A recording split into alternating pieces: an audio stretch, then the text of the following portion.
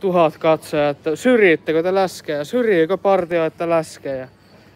Koska mä en oo 2 vuoteen nähnyt mun kokoja, niin mitä helvettiä. No en mä nyt tohon kyllä osaa vastata muuta kuin, että kyllähän... No kun tehän te tilaatte niitä tuotteita, että mitä hemmettiä. Meppä Googleen, niin kyllä sieltä löytyy XXL vaikka, ja XXXL löytyy myös. Niin on se kumma, että kun 2 vuotta on käynyt, niin ei näy.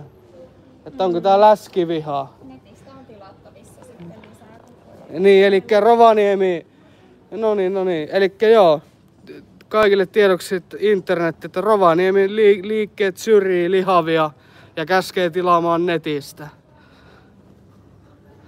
Syrjintää, paskapaikka.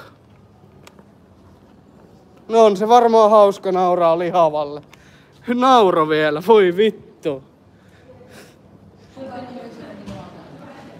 Allahu Akbar!